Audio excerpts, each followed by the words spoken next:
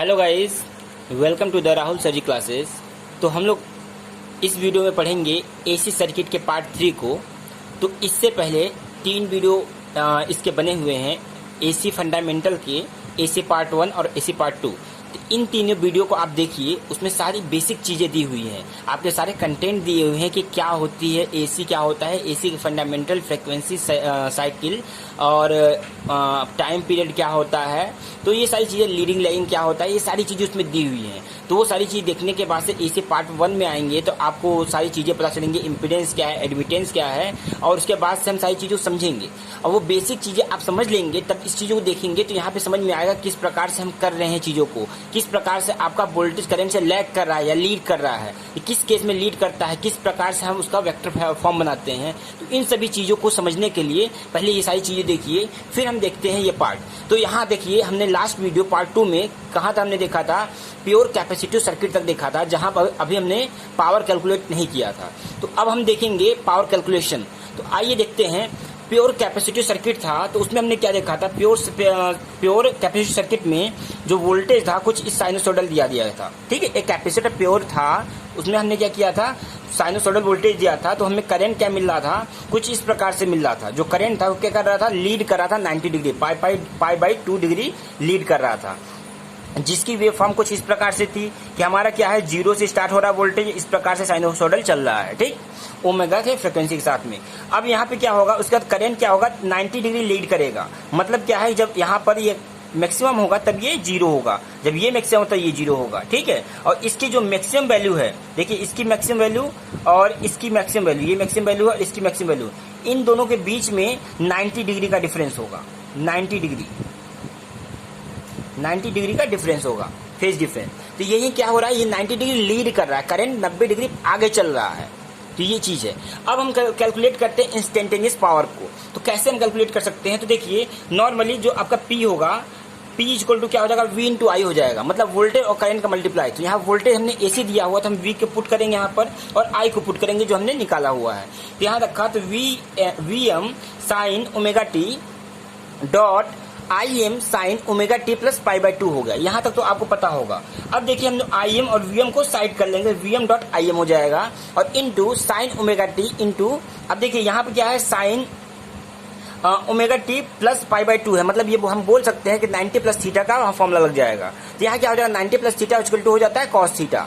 ठीक, तो यहाँ पे क्या हो जाएगा, कॉस ओमेगा टी हो जाएगा। इतनी चीजें आपको क्लियर होंगी। अब देखिए 1/2 से हम मल्टीप्लाई करेंगे और डिवाइड करेंगे। तो हमने मल्टीप्लाई कर दिया, यहाँ डिवाइड कर दिया और इसको साइड में कर लिया। तो यहाँ पे क्या एक फॉर्मूला मिल जाएगा, क्या मिल जाएगा, sine 2 theta equal to 2 sine omega T sine theta plus cos theta, इसका फॉर्मूला हम लगाएंगे। तो यहाँ पे इसका फॉर्मूला हो जाएगा साइन 2 ओमेगा टी हो जाएगा। तो यहाँ तक आई होप कि समझ में आएगा किस प्रकार से कैलकुलेट कर रहे हैं हम। ठीक, तो इंस्टेंटेनियस पावर आपको निकालना, तो इस प्रकार से निकाल सकते हैं। इस पे एक और क्वेश्चन बन सकता है कि अगर हमारा जो इंडक्टिव के केस में हो या कैपेसिटिव के केस में है, उसमें अगर हम साइनसोइडल अगर ओमेगा दे रहे हैं, फ्रिक्वेंसी हम ओमेगा दे रहे हैं, तो ये बताइए कि उसमें पावर की फ्रिक्वेंसी क्या होगी। तो वहां पावर की फ्रिक्वेंसी जो होगी वो 2 ओमेगा हो जाती है, मतलब 2 गुनी हो जाती है। अगर 50 हर्ट्ज फ्रिक्वेंसी हम दे रहे हैं इंडक्टर या कैपेसिटिव केस में, तो वहां पर पावर की जो फ्रिक्वेंसी होगी वो कितनी हो जाएगी, 2 इंटू 50 हर्ट्ज में 100 हर्ट्ज हो जाती है। यहाँ पर आपकी फ्रिक्वेंसी क्या हो जाएगी, 2 गुनी हो जा रही है। जैसे कि आप देख सकते हैं यहाँ फ्रिक्वेंसी 2 गुनी हो जा रही है। तो इतनी चीजें आपको क्लियर होंगी। अब हम एवरेज पावर देखते हैं क्या होता है। तो एवरेज पावर के लिए हम क्या करेंगे, इंस्टेंटेनियस पावर को हम क्या करेंगे, इंटीग्रेट करेंगे 0 से लेके 2 पाई तक का। ठीक है, अब 2 पाई तक हमने इंटीग्रेट किया, क्या देखा हमने, जब हम इसका इंटीग्रेशन करेंगे तो इसकी जो वैल्यू आएगी 0 आएगी। मतलब क्या होता है कि जब भी इंडक्टिव केस में हो या कैपेसिटिव केस में, उसमें पावर जो होता है, एवरेज पावर, वो हमेशा 0 होता है। ठीक है, तो आई होप कि यहाँ तक चीजें आपको समझ में आई हैं। ठीक है, तो इतनी चीजें जब समझ में आई हैं तो आप क्या करिए, जारी इसको शेयर कीजिए। ठीक है, और अपने फ्रेंड सर्किल में बता दिया करिए, जिसकी वजह से उनको एसी सर्किट का पार्ट छूटे ना, क्योंकि आपके एग्जाम में ऑब्जेक्टिव क्वेश्चन कहीं से भी बन सकते हैं और कुछ भी बना सकते हैं। जैसे यहाँ बोल सकता है कि बताइए कैपेसिटिव सर्किट है तो उसमें फ्रिक्वेंसी इतनी दी हो, तो उसमें पावर की फ्रिक्वेंसी कितनी होगी, इस टाइप में भी ऑब्जेक्टिव बन सकता है, कुछ भी बन सकता है। तो आप कोई भी चीजें छोड़िए मत, उसको कंटिन्यू कंप्लीट कीजिए, पूरा सिलेबस के अकॉर्डिंग आप उसके ऑब्जेक्टिव क्वेश्चन बनाइए, जिसमें आपको पेपर के लिए दिक्कत नहीं होगी। चलिए हम लोग देखते हैं अब आगे सीरीज सर्किट के बारे में। सीरीज सर्किट कैसा होता है, ठीक, तो यहाँ पर सीरीज सर्किट को लेके चलेंगे। जैसे हमारे इसमें कॉम्बिनेशन बनेंगे, आरएल सर्किट बनेगा, एलसी सर्किट बनेगा, आरसी सर्किट बनेगा और आरएलसी सर्किट बनेगा। आरएलसी ये हम सीरीज सर्किट पहले लेते हैं और इसको कंप्लीट करते हैं। आइए देखते हैं। तो हम लोग देख रहे हैं आरएल सीरीज सर्किट देख रहे हैं। तो आरएल सीरीज सर्किट स्टार्ट करने से पहले हम थोड़ा सा आपको बताना चाहेंगे पावर फैक्टर के बारे में। देखिए पावर फैक्टर क्या होता है, पावर फैक्टर के बारे में देखा जाए। पावर फैक्टर देखिए इसे हम शक्ति गुणक भी बोलते हैं और पावर फैक्टर को हमको निकालने के लिए फॉर्मूला होता है cos फाई इक्वल टू होता है R/Z, जहां R क्या होता है, रेजिस्टेंस होता है और Z क्या होता है, इम्पीडेंस होता है। ठीक है, तो इस प्रकार से हम पावर फैक्टर निकाल सकते हैं। अब मान लीजिए कि यहाँ पर रेजिस्टेंस, हम रेजिस्टिव सर्किट की बात कर रहे हैं। अगर रेजिस्टिव सर्किट की बात करेंगे तो वहां पर क्या हो जाएगा, Z इक्वल टू क्या हो जाएगा, R हो जाएगा। ठीक, फॉर रेजिस्टिव सर्किट के लिए। तो यहाँ पर हम cos फाई जो इक्वल टू क्या हो जाएगा, R/R इज इक्वल टू 1। मतलब क्या है कि रेजिस्टिव सर्किट में आपको पावर फैक्टर कितना मिलता है, 1 मिलता है। अगर वही हम बात करें इंडक्टिव सर्किट की, ठीक, तो इंडक्टिव सर्किट में क्या मिलेगा, cos phi is equal to R/Z, जहां पर R आपका क्या होता है, 0 होता है और आपका Z क्या होता है, XL होता है। ठीक, इंडक्टिव सर्किट में तो यहाँ आपको cos फाई क्या मिलेगा, 0/XL, जबकि ये अगर 0 में किसी चीज से डिवाइड करो वो 0 होता है। तो यहाँ पे हमें क्या मिलेगा, cos phi is equal to 0, जो कि लैगिंग में आएगा, लैग करेगा। ठीक, अब हम देखते हैं cos phi is equal to capacitive case में cos phi is equal to R/Z। तो इसमें भी क्या होगा, R 0 है, Z XC है। तो यहाँ पुट करेंगे तो cos phi is equal to हमें मिलेगा क्या, 0 मिलेगा लीडिंग में। ठीक, तो यहाँ पे सारी चीजें हमें क्लियर होंगी। तो हमने क्या देखा कि अगर प्योर रेजिस्टिव सर्किट है तो उसमें पावर फैक्टर आपका 1 होता है, प्योर इंडक्टिव सर्किट है तो आपका पावर फैक्टर 0 होता है जो कि लैगिंग में होता है, और प्योर कैपेसिटिव सर्किट में जो पावर फैक्टर होता है वो भी 0 होता है, वो लीडिंग में होता है। तो इतनी चीजें हमें समझ में आई हैं। ठीक है, अब हम स्टार्ट कर रहे हैं आरएल सीरीज सर्किट। तो आरएल सीरीज सर्किट में क्या होगा, उसमें हमने देखा, आप देखेंगे क्या कि इसमें आपका एक रेजिस्टेंस होगा और एक इंडक्टर होगा, कुछ इस प्रकार से। ठीक, अब यहाँ पर हमने क्या करना है, एसी सप्लाई देंगे, अल्टरनेटिंग ये हो जाएगा। तो यहाँ पर इस सर्किट में क्या क्या आएंगे, सारी चीजें हम देखते चलते हैं। तो यहाँ पे आपका ये रेजिस्टेंस R है, ये L है और ये हमने एसी सप्लाई दी है, V equal to VM sin omega T। तो इसमें जो करंट फ्लो होगा मान लेते हैं ये I है। ठीक है, तो यहाँ हमने क्या देखा, अब यहाँ पे हमें पहले कैलकुलेट करना है, इम्पीडेंस देखना है। तो इम्पीडेंस निकालने के लिए पहले हमें ये समझना पड़ेगा कि यहाँ पे दो अगर लगे हुए हैं लोड, एक रेजिस्टिव लोड है, एक इंडक्टिव लोड है, तो दोनों पे वोल्टेज ड्रॉप होगा।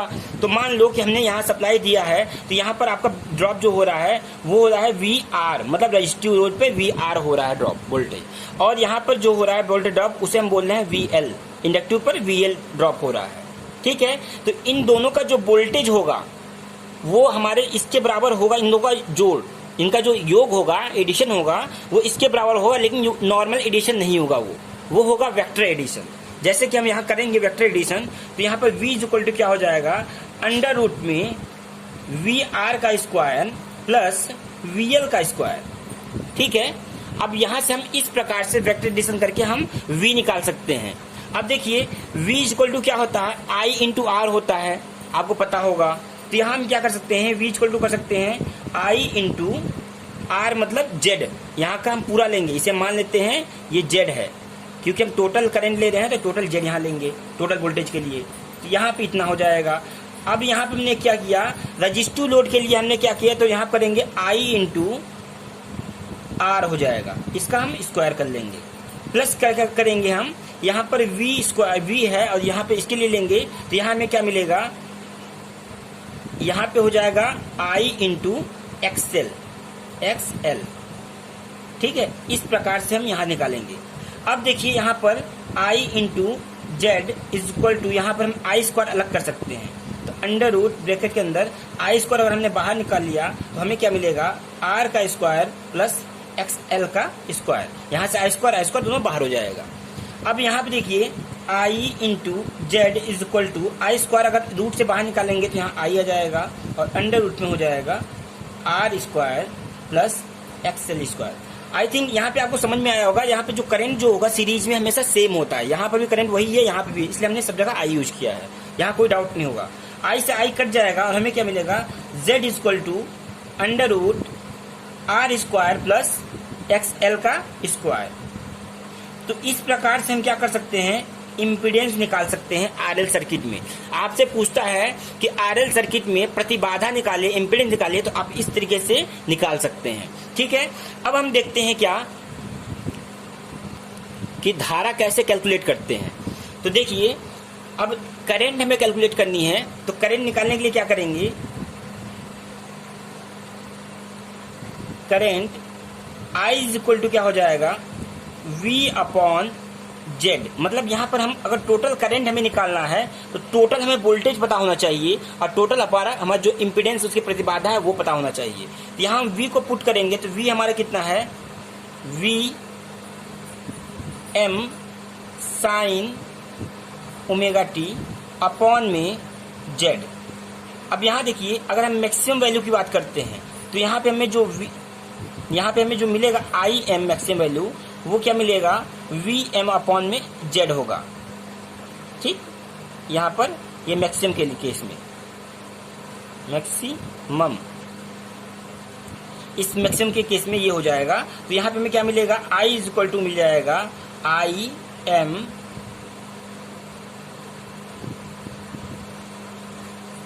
Sign omega T.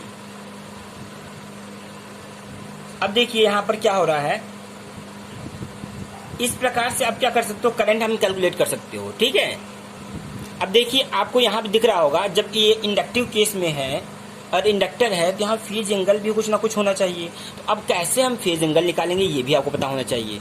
अब फेज एंगल निकालने के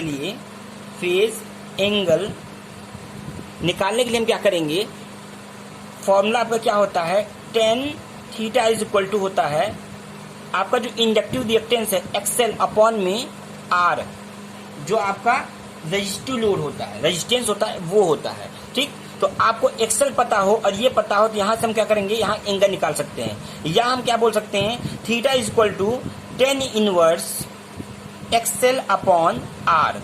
यहाँ से हम फेज एंगल निकालेंगे और यहाँ फेज एंगल इसी साथ में हमारा लैगिंग में माइनस करके ऐड हो जाता है। जितना एंगल हो, जितना भी आपका एंगल आएगा उस तरीके में थीटा यहाँ दिखाना है फेज एंगल। जैसे यहाँ पे आपको जो मिलेगा करंट एंगल के साथ में, वो क्या मिलेगा, I am sign omega T minus theta, ये आपको मिलेगा। आपका मेन जो करंट जो फाइनली मिलेगा वो ये मिलेगा कुछ फेज एंगल के साथ में। ठीक है, तो इतनी चीजें आपको समझ में आई होंगी। अब हम देखते हैं पावर फैक्टर के बारे में। पावर फैक्टर यहाँ कैसे निकालेंगे, पावर फैक्टर, तो हमने क्या बताया था आपसे, पावर फैक्टर कॉस फाई क्या होता है, cos phi is equal to होता है आर अपॉन जेड। तो आपने जेड देखा क्या था यहाँ पर, तो जेड यहाँ लगाएंगे तो cos phi is equal to R, आपका आर ही रहेगा, आपको वैल्यू पता होनी चाहिए यहाँ पर दिया होगा सर्किट में। तो और जेड हम क्या करेंगे, अंडर रूट आर का स्क्वायर प्लस एक्स एल का स्क्वायर। तो यहाँ से हमें फाई पता चल जाएगा, phi is equal to cos inverse R upon under root में आर का स्क्वायर प्लस एक्सएल का स्क्वायर।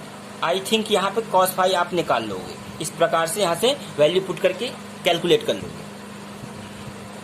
अब देखिए इतनी चीजें आपको समझ में आ गई। अब ध्यान दीजिएगा, जब भी हमारा इंडक्टिव केस होता है या कैपेसिटिव केस होता है, उसमें हमारा जब फेज एंगल मिलेगा तो वहां पे हमें 3 प्रकार के पावर भी कैलकुलेट करने पड़ जाते हैं। तो ये भी चीजें आपको पता होना चाहिए। आपके अगर क्वेश्चन बनता है ऑब्जेक्टिव टाइप में तो वो करिएगा। तो यहाँ पे हमें पावर जो है वो 3 टाइप के पता चलते हैं। पावर पहला क्या होता है, एक्टिव पावर, दूसरा आता है आपका रिएक्टिव पावर, और तीसरा आता है एपरेंट पावर। ठीक है, तो ये 3 पावर जो हैं, तो ये तीनों पावर के बारे में आपको पता होना चाहिए। वास्तविक शक्ति, प्रतिक्रिया शक्ति, और क्या होता है, एक और होता है एपरेंट पावर। ठीक है, तो हिंदी में थोड़ा सा आप देख लीजिएगा इस चीजों को, अपने हम पूरी मतलब चीजें बुक उठाइएगा, थोड़ा देखिएगा हिंदी में से क्या कहते हैं, एक्टिव पावर, रिएक्टिव पावर और एपरेंट पावर। ठीक है, आगे देखते हैं कि इसे हमें कैलकुलेट करते हैं, इसको देखते हैं। तो हम देखते हैं कि एक्टिव पावर, रिएक्टिव पावर और एपरेंट पावर निकालने का तरीका। तो उससे पहले एक चीज और देख लीजिए कि हम लोग रिएक्टिव फैक्टर कैसे निकालते हैं। तो रिएक्टिव फैक्टर क्या होता है, ये होता है साइन फाई होता है। जैसे हमने कॉस फाई निकाला था तो ये पावर फैक्टर होता है, वैसे ये रिएक्टिव फैक्टर होता है। तो साइन फाई निकालने के लिए हम लोग क्या करते हैं, यहाँ पर हम एक्सेल अपॉन में जेड करते हैं, सॉरी जेड, यहाँ पर जेड करते हैं। ऐसे करके हम निकाल सकते हैं। आपको जेड पता है, यहाँ वैल्यू पुट करेंगे एक्सेल अपॉन में अंडर रूट में आर का स्क्वायर प्लस एक्सएल का स्क्वायर। ऐसे करके हम यहाँ पर फाई इज इक्वल टू हो जाएगा sine inverse XL upon under root R का स्क्वायर प्लस एक्सएल का स्क्वायर। तो ऐसे करके हम रिएक्टिव फैक्टर निकाल सकते हैं। अब देखते हैं एक्टिव पावर निकालने के लिए। तो एक्टिव पावर, अब देखिए जब एक्टिव पावर आपको निकालना होगा तो P इज इक्वल टू हम क्या करेंगे, P इज इक्वल टू हो जाएगा आपका V into I into cos phi. जैसा कि हमने देखा V पुट किया, I किया, इसके साथ में हम पावर फैक्टर मल्टीप्लाई करेंगे तो यहाँ पे आपका एक्टिव पावर कैलकुलेट हो जाता है। ठीक है, तो यहाँ पे आपको कोई दिक्कत नहीं होगी आई थिंक। और यहाँ पर जो इसकी यूनिट होती है वो होती है वाट। वाट से हम इसे समझ सकते हैं, वाट में कर सकते हैं या किलो वाट में रखते हैं। ठीक है, तो अब यहाँ पे वाट समझ में आएगा, ये वाट से आप समझ सकते हैं ये एक्टिव पावर है, आप देखकर भी बुक में अगर आपके क्वेश्चन आती है तो। अब आगे देखिए रिएक्टिव पावर के लिए। तो रिएक्टिव पावर में हम क्या करेंगे, R इक्वल टू मान लेते हैं, R इक्वल टू क्या हो जाएगा V इंटू आई इंटू, अब रिएक्टिव फैक्टर जो है इससे मल्टीप्लाई करेंगे साइन फाई। ठीक है, इस प्रकार से हम यहाँ रिएक्टिव पावर भी निकाल सकते हैं। और इसकी जो यूनिट होती है वो क्या होती है, ये होती है V इंटू ए इंटू ये R, मतलब वोल्ट एम्पियर रिएक्टिव पावर। ठीक है, वोल्ट एम्पियर आर, VAR होता है, ये ध्यान रखिएगा। ये kVAR भी होता है, किलो में भी होता है। ठीक है, किलो वोल्ट एम्पियर बोलते हैं, और R VR भी होता है। अब देखिए VAR हो गया आपका रिएक्टिव पावर के लिए। अब एपरेंट पावर के लिए निकालेंगे एपरेंट पावर। तो एपरेंट पावर निकालने के लिए हम क्या करेंगे, उसे हम S से डिनोट कर लेते हैं। S equal to V into i होता है, जो एग्जैक्ट पावर होता है, जो हम लॉस के साथ कंसीडर करते हैं। यहाँ पे क्या होता है, लॉस हमारा कॉस फाई से मल्टीप्लाई करने पे जो लॉस आपका हुआ है पावर का, उसको हटाने के बाद जो पावर हमें एग्जैक्ट मिल रहा है वो पावर मिलता है एक्टिव पावर में। ठीक है, लेकिन एपरेंट पावर क्या होता है, इसमें आपका लॉसेस भी कंसिस्ट होते हैं, जो टोटल पावर है वो होता है। तो यहाँ पे V इंटू आई, इसके जो यूनिट होती है वो होती है वोल्ट एम्पियर। ठीक है, तो यहाँ तक 3 प्रकार के पावर आपको कैलकुलेट करने के लिए आ सकते हैं। तो इसके फॉर्मूले भी आपको पता होने चाहिए और इसके बेस भी आप प्रैक्टिस कीजिए न्यूमेरिकल। ठीक है, तो देखिए इतनी चीजें, अब यहाँ पर इतनी चीजें आपको पता चल गई पावर कैसे कैलकुलेट हो रहा है। अब हम देखेंगे कि कैसे हम हानियां निकालते हैं। तो अब लॉसेस आपको निकालना है।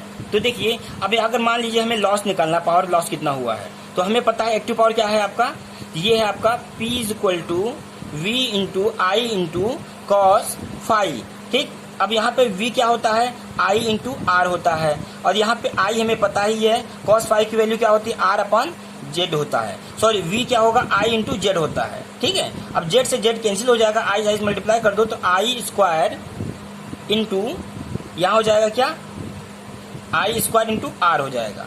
मतलब क्या है कि जो पावर का लॉस जो होता है सिर्फ रेजिस्टेंस के द्वारा होता है, इंडक्टर के द्वारा नहीं होता है बिल्कुल भी पावर लॉस। तो यहाँ पावर लॉस निकालने के लिए हम क्या कर सकते हैं, ये फॉर्मूला यूज कर सकते हैं रजिस्टिव, यहाँ पर कितना पावर लॉस हुआ है आरएल सर्किट में। चलिए यहाँ तक तो था पूरा ये आरएल सर्किट के बारे में। अब हम देखेंगे क्या कि आरसी सर्किट के बारे में देखेंगे। आरसी जो है कैपेसिटिव और कैपेसिटर और रेजिस्टेंस सर्किट जो बनती है सीरीज सर्किट, उसके बारे में देखेंगे। चलिए इसको देखते हैं हम लोग नेक्स्ट वीडियो में। तब तक के लिए थैंक यू।